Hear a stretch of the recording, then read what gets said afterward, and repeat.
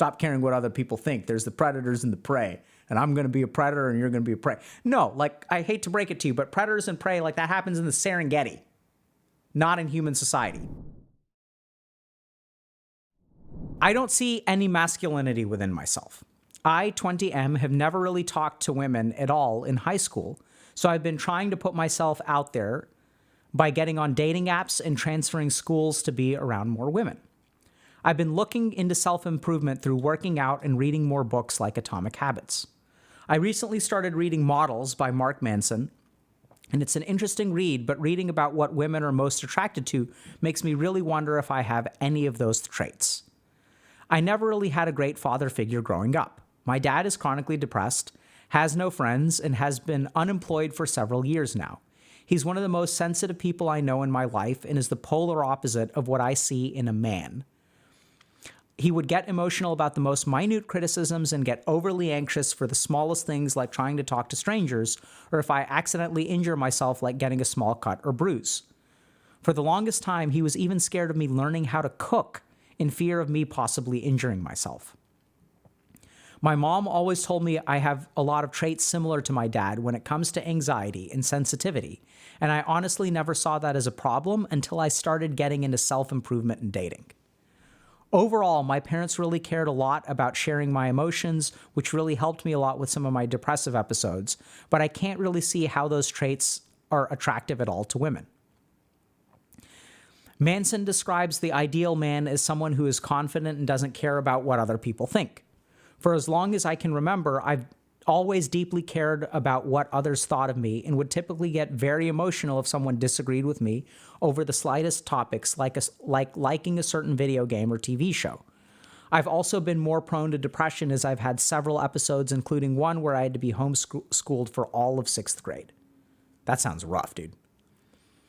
I've never had any confidence in myself, and I've always been more emotional than other guys, and I have no clue how anyone will find that attractive.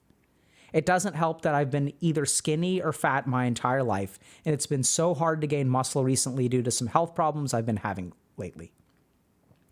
I've never had any athletic hobbies, and I'm interested in a bunch of nerdy stuff, and also studying computer engineering. Everything I see within myself is antithetical to what women value most in a strong, bold, confident man. I'm just an overly emotional nerd with little self-esteem to support myself, and according to every successful Chad out there, I'm a beta virgin loser who will never score with anyone. So this is tough. Because sometimes we grow up and we have a lack of experience, right? So like we're like concerned. We're 20 years old. This is going to be sort of male focused. We're 20 years old. We have no experience like talking to girls or dating or things like that. We've got no positive role models, right? Because dad is depressed, unemployed, is overly emotionally sensitive. We don't like really know what to do with ourselves. So enter self-improvement. So we start to read books and we find answers. So books written by Mark Manson, right? And so like, you know, he wrote The Subtle Art of Not Giving an F. This guy knows what he's talking about. He's a New York Times bestselling author and whatnot. Right? And then Mark Manson says, these are the answers. You have to be confident. You have to not care what other people think. This is what it takes to, this is the truth. He's the speaker of truth. This is what women want. And then you don't have those things. And so what does that mean for you?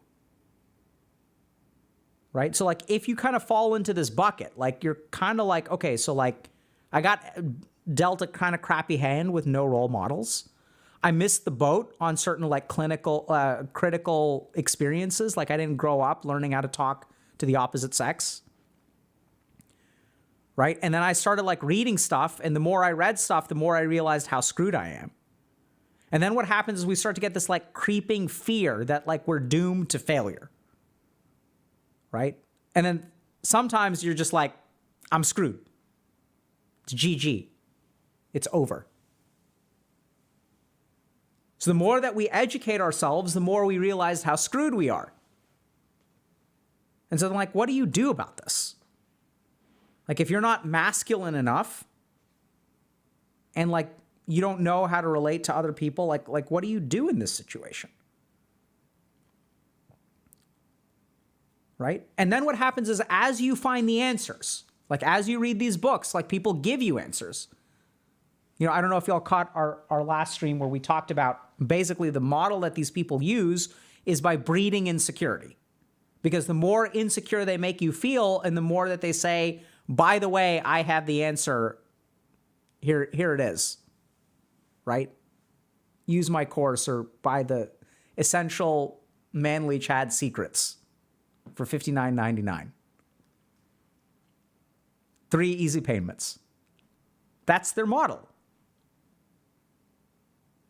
But as you read this stuff, like Mark Manson's like a pretty reputable dude, right? I don't know. I haven't read this book, so I don't know how well he cites what women want, and we'll get to that in a second. But he tells you, here are the answers. And this is the common answer. This is the most common answer that we tend to see. As someone who is confident and doesn't care about what other people think. And then here you are, you've always cared about what other people thought. You cared too much about what other people thought. And that sort of makes sense, right? Because if you're someone who's been socially anxious and has been always concerned about what people think, and the one thing that you wish you could change about your life, you could change one thing, it's that stupid voice in your head that's like, oh my God, what are they going to think? What are they going to think? What are they going to think? Because that voice paralyzes you. It keeps you from going to parties. Even if you go to parties, you're not able to enjoy yourself. Even if you go to parties, and who cares about enjoyment, but you can't seem competent to other people because you're so stuck in your own head. And the social anxiety gets the better of you. And then they see the social anxiety, and the whole thing gets worse, and it all kind of falls apart. And so they say, oh, stop caring what other people think.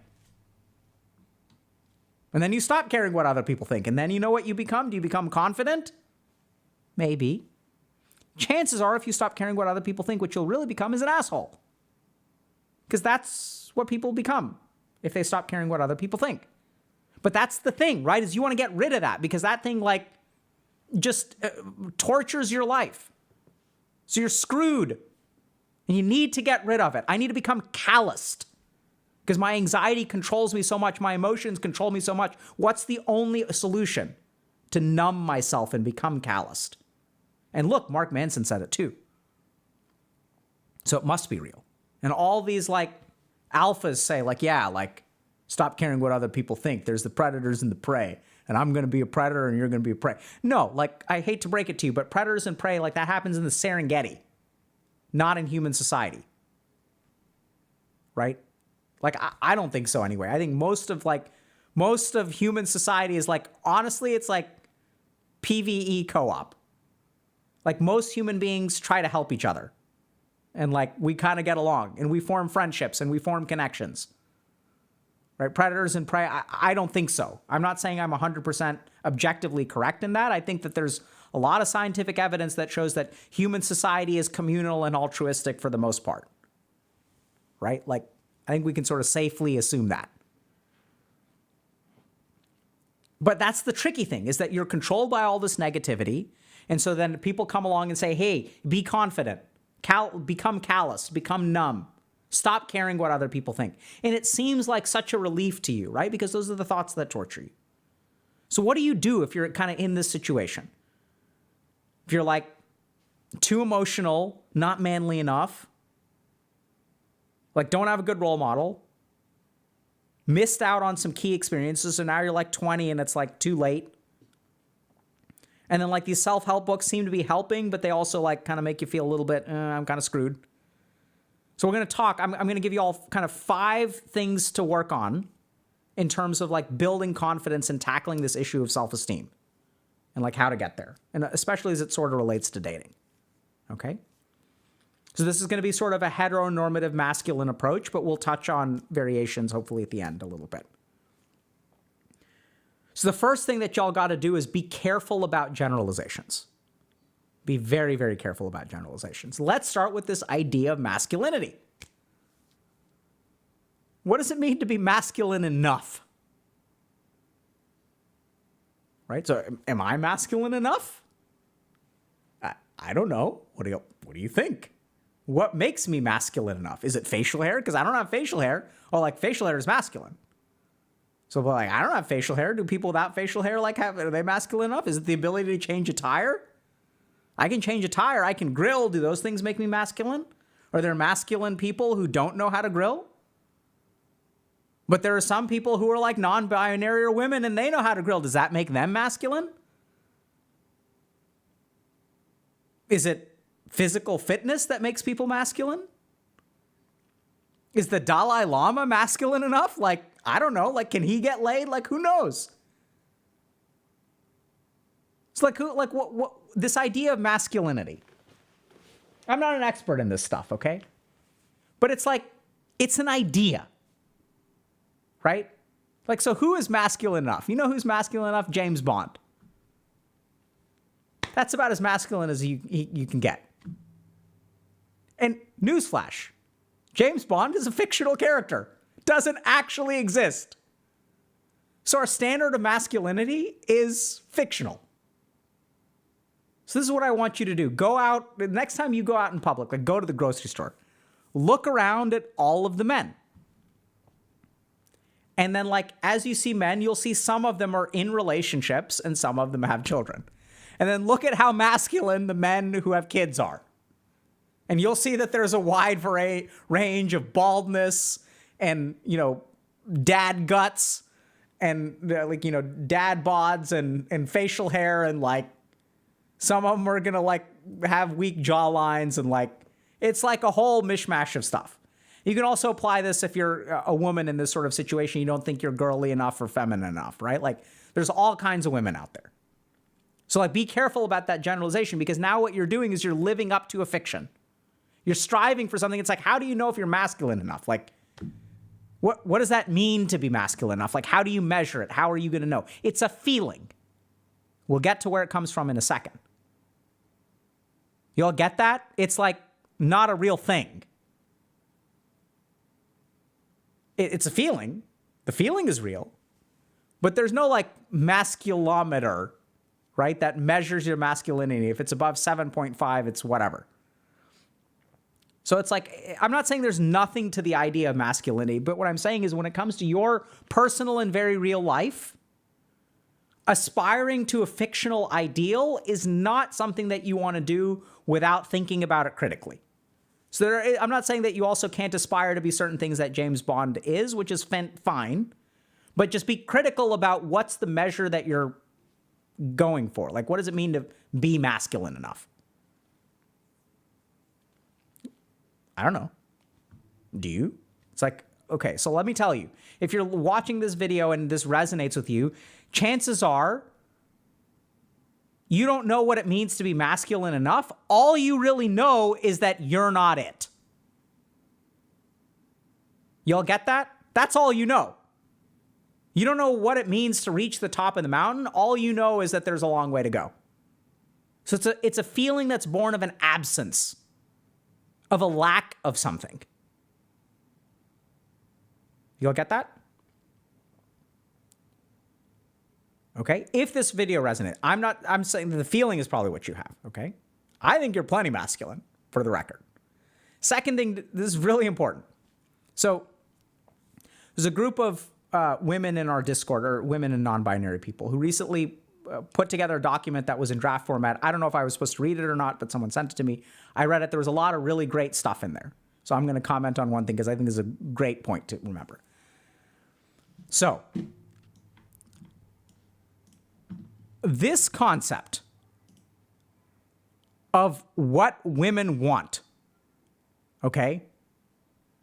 Reading about what women are most attracted to, it makes me wonder if I have those traits.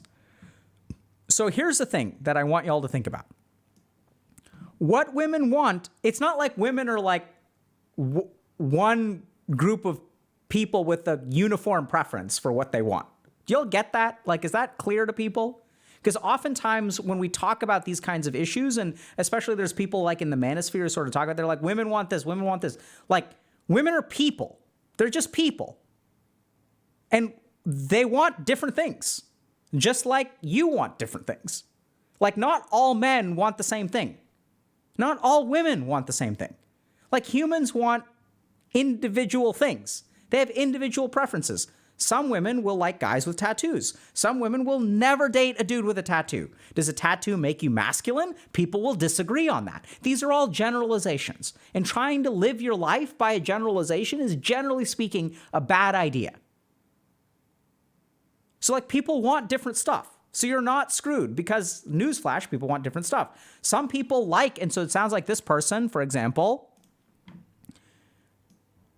overall, my parents really cared a lot about sharing my emotions, which really helped me a lot with some of my depressed episodes, but I can't really see how those traits are attractive at all to women. So some of the women that I've talked to, when they're talking about what's the most important thing in a partner, they've told me, I want a man who's emotionally available. Heterosexual women. They happen to be. And so what does that mean? Right? So this person sounds like they would be emotionally available, because what they did get good role modeling on is how to be emotionally supportive to someone who's struggling. So there are a lot of people that I know that would really value this. Men or women, both. Non-binary too. Whatever. This is a valuable skill. My point is that, like, if you're trying to figure out, how to sort out your dating stuff and how to figure out confidence and all this kind of crap, start by, like, not generalizing. Right? Because it's just, I don't know, how do you make all women happy? I have enough trouble making a single woman happy. And I understand all of her preferences. And, like, that's a challenge. One that I appreciate on a daily basis. Right? But, like, I don't know how you're going to attract women. Like, they're not like Pokemon. Right? It's not like, oh, this Pokemon likes orange berries.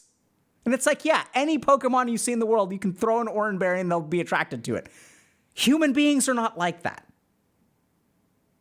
You get that? Like, we get that? Because we don't think that way oftentimes, like, in these circles and in these communities. And when our mind gets this way, we sort of think in generalizations. So step number one is stop generalizing, because human beings have individual preferences. And that's good, because it gives you hope, right? Because you're not screwed. Because the idea that you're screwed is based on this generalization of, like, I'm not masculine enough and women want this, this, and this.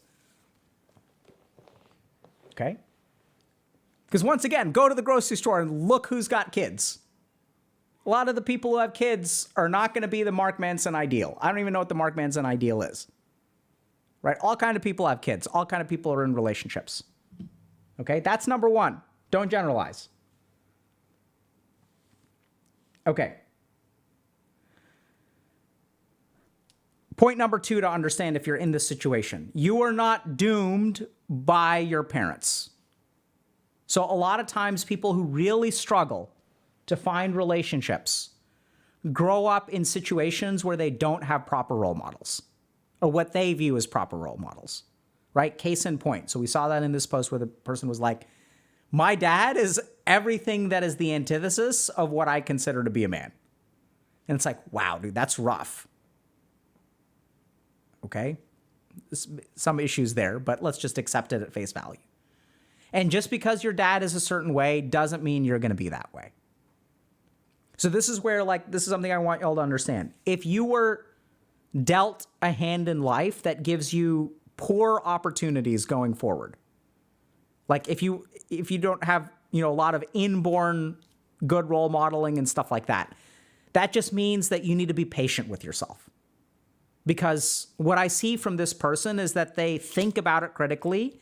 They're reaching out for help. They're reading Atomic Habits. They're moving from one college to another. They're transferring schools so that they can practice their social skills. All of these kinds of things. So basically, if you think about your role models, that's what you were born with. That's your karma. You don't get to choose that. It's your starting zone. It's your spawn point.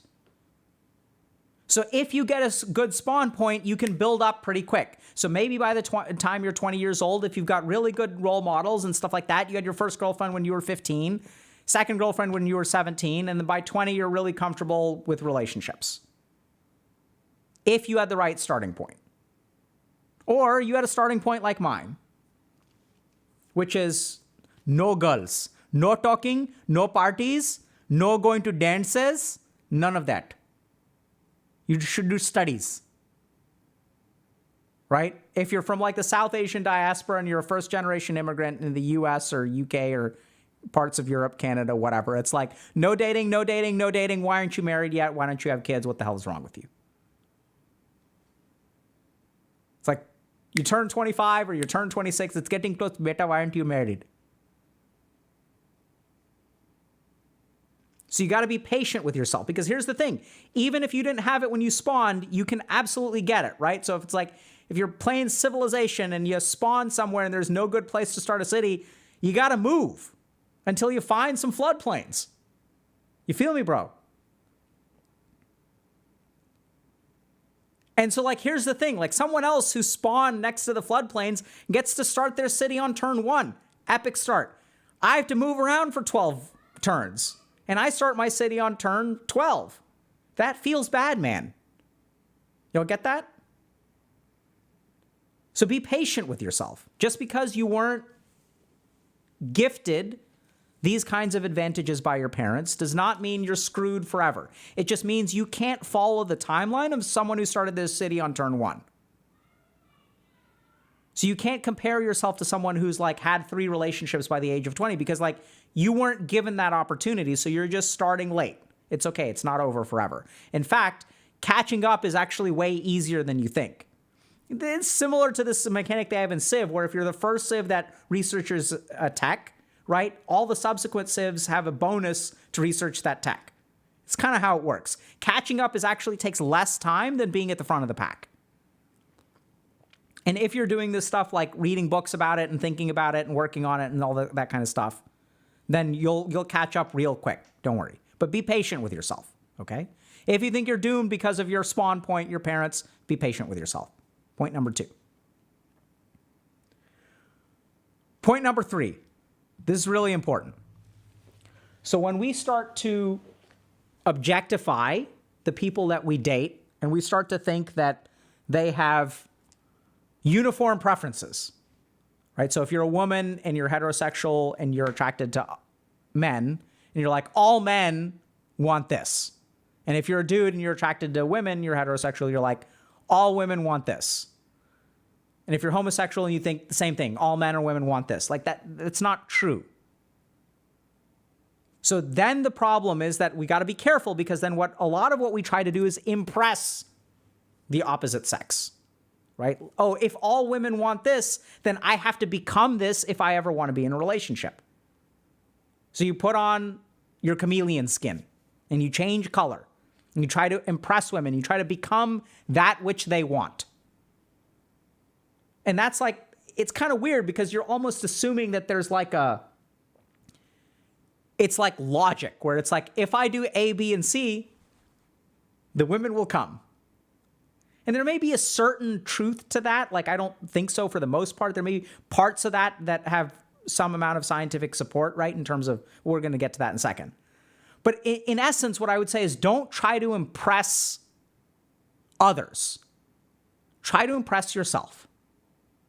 So when people say work on yourself, like, this is where, like, I don't think you should go to the gym necessarily to make yourself attractive to more women. I would say, like, if I look at this sentence, here's what I see. It doesn't help that I've been either skinny or fat my entire life, and it's so hard to gain muscle. So I think the biggest reason that you should go to the gym is because you're not okay with the way that you look. Do y'all get that? Like, sure, women may find men who are in shape more attractive. Like, we can sort of do that. I'm sure if we polled a bunch of women, there may be research on this. So there may be some amount of truth to that. I'm not disputing that. But I'm saying that you shouldn't do something in order to make yourself attracted to more women. You should do something for yourself. Does that make sense? Like, this is how you develop confidence. This is important to understand. Because when I do something, if I go to the gym to impress a girl, let's say, and then I go to the gym for a year and I get buff, and then I ask her out and she says no, what happens to my confidence? So I've put all this investment for this one particular outcome, and once she says no, what do I stop doing? I stop going to the gym. And I lose confidence. Like, what the hell, man? Do things that impress you. If you are unsatisfied with the way that you look, do something about it. If you are unsatisfied with your social skills, do something about it. If you are unsatisfied with your professional life, do something about it. If you are unsatisfied with your emotional well-being and your emotional state and how sensitive you are and how much your emotions control your behaviors and thoughts, do something about it. But do it for yourself. Will that, generally speaking, make you more attractive to the people that you want to date? Probably. But don't do it for them. Do it for you. Because this is really important to understand. Like, the value here, and this is where, like, when I sort of think about where successful relationships come from, I think about people who sort of like are the best version of themselves. And what you do is you put that on display. You don't try to get someone to like you, right? So that also has a subtle point of like removing their choice from the equation. Does that make sense? Like, that person gets to decide if they want to date you or not. It's not like you can do a bunch of stuff and then they'll magically, like, you'll be able to shape their thoughts. Like, it's not what you should try to do anyway. Like, you should be what you are and then put yourself on display. Offer whatever you can to other people. And polish it by all means, right? So like, if I'm selling apples, like, I'm going to make sure that I wipe down the apples and make them clean and I'll set them up nicely and stuff like that. So by all means, like, advertise, but be what you are, right? And focus on first of all, like, impressing yourself. So if there's some kind of deficiency that you've got that you're not happy with, you should work on that, 100%. And that's what it means to work on yourself, right? And this is not where, like, it's not like working on yourself will magically, like, make a woman appear and then it's like, boom, girlfriend, right? Working on yourself is for yourself. And then, like, as you become confident, hopefully you'll end up being more attractive to women, or you will allow yourself to be put on display instead of so stuck in your head or whatever, and then other people will be attracted to you. But it's kind of weird because it's one of these things where it's like the goal that you're looking for is not the goal that you should work for. You should kind of change your goal to be really focused on yourself. And that's why, like, if you're unhappy with yourself, do something about it for you and learn self-love. And once you, like, understand self-love and, like, you know how to do it, you can show other people how to do it too. Does that make sense? People with me? So don't try to impress other people. Like, try to impress yourself. Be happy with the person that you are and work towards being happy with the person that you are. Next thing that we got to talk about is confidence. So this is important to understand. Confidence, oftentimes people think that confidence comes from success. So if all you've had is success, you don't wind up with confidence. What you wind up with is either ego or, more commonly, imposter syndrome. So I've seen this a lot. Confidence actually comes from surviving failure. Right? So just think about that for a second. Because confidence actually comes from adversity, not from successes. Right? So, like, does confidence come from an easy life? Like, you can sort of get false confidence from an easy life, but real confidence, real belief in yourself comes from surviving failure, not succeeding. And it's as simple as this. I don't know if y'all have ever seen a kid learning how to walk. But, like, you know, when a kid is learning how to walk or learning how to swim, so, like, I've seen this a lot in terms of, you know, like, teaching kids how to swim. They're terrified of water, as they should be. That's like a biological fear because water is a dangerous place. Human beings are not born with the natural ability to swim like many animals, like a fish, right? Fish aren't afraid of water. So confidence comes from, like, you know, being put in the water, and then the kid is like, ah, and then they survive. And they're like, oh, actually, this is pretty cool. Let's do it. So in terms of dating and stuff like that, confidence in dating comes from actually surviving rejection, right? Or, like, facing challenges, dealing with challenges. It's not from, like, having a problem-free relationship. It's all from, like, being able to recognize that if I have a problem in a relationship, conflict resolution. Once I become confident in conflict resolution, then I will be confident in a relationship.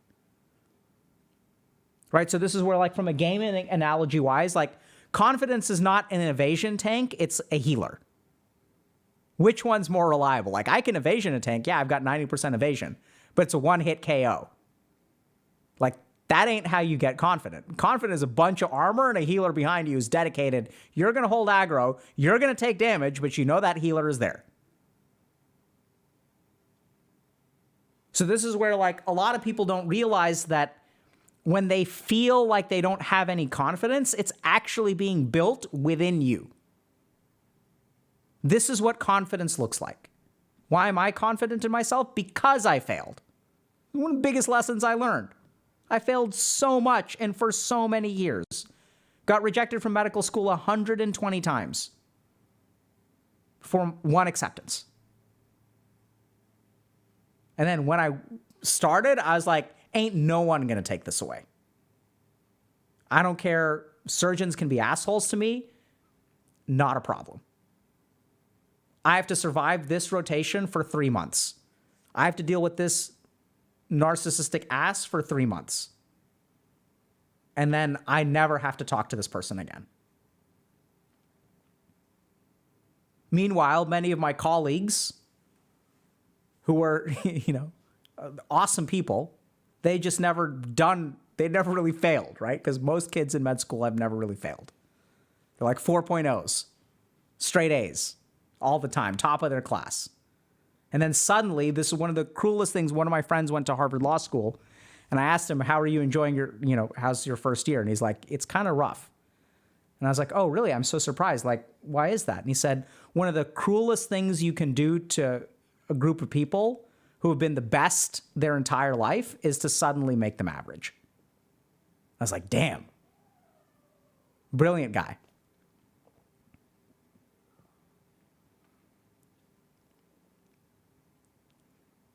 So confidence comes from surviving fear. Last thing that we're going to talk about is I would ask yourself a question. And this is going to run to the crux of why this is so hard for people. So I can say, be confident, work on yourself. All this advice that people have heard time and time and time again. And some of y'all do it. You try it.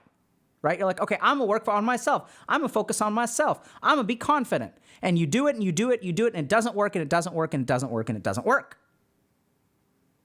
And then you're like, I don't understand. I'm doing everything right and it's not working. And the more resentful you become, the more you go to like the darker sides of like the internet and perceptions around gender dynamics and all that kind of stuff. As the resentment builds up, as the frustration builds up, you go into the dark side. You become a Sith. You leave the light behind. To avoid that, you need to do one thing, and this is the hardest thing to do. It's the thing that I've never heard anyone say. So this is important. You need to ask yourself one question. If I improve in this dimension, will I feel proud of myself? Can I take pride in the way that I move forward? So I want to give you all an example. You guys want to understand this? We're going to show it to you real quick. Do you think this person is proud of themselves? This person has never talked to women. They're getting on dating apps. They're transferring schools. They're reading Atomic Habits. They're reading this. Does this person have things to be proud of? Do they feel proud of themselves? Of course not. Do they have things to be proud of? 100%. Look at this. This is fantastic. They're making geographical changes in their life to correct for a lack of experience they had in the first 20 years of their life. Do you think this person feels proud of themselves? Of course not. Turns out the person is emotionally available and knows how to support people who are struggling. Like, that's good. Never had athletic hobbies, interested in nerdy stuff. Are they proud of this? No. Studying computer engineering, maybe they're good at it. Maybe they really like it. Maybe they're going to be making plenty of money a few years from now.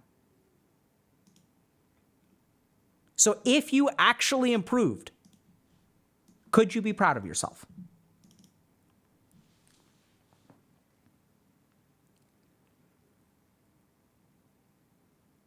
And if the answer to that question is no, that's a huge problem. Because that question being no is the crux of why you can't be confident in yourself. Do y'all understand that? Does that make sense? Because even the progress that you make, the very things that are supposed to make you confident don't make you confident. That's devastating. So as you go trying and trying and trying, because everyone's like, oh my God, like do all this stuff, you'll be confident, you'll be confident, you'll be confident, and it never comes. And now you feel more resentful because you've made so many sacrifices. I moved, I did this, I read this book, I did all these things. I'm working so hard and none of it is working. And that's because you're looking at the outside. You're not looking at what in here prevents you from being proud of yourself. So ask yourself this question. If I went to the gym for a week, could I be proud of myself? Because think about this, right? If you ask yourself that question, of course the answer is yes. Like, of course you should be proud of yourself. And then people go to the gym for a week, and how do they feel about themselves? Tired, ashamed. Oh my God, I'm so out of shape. And now we see the crux of the problem, which is the very medicine that you take makes you nauseous and vomit. And then what are you supposed to do?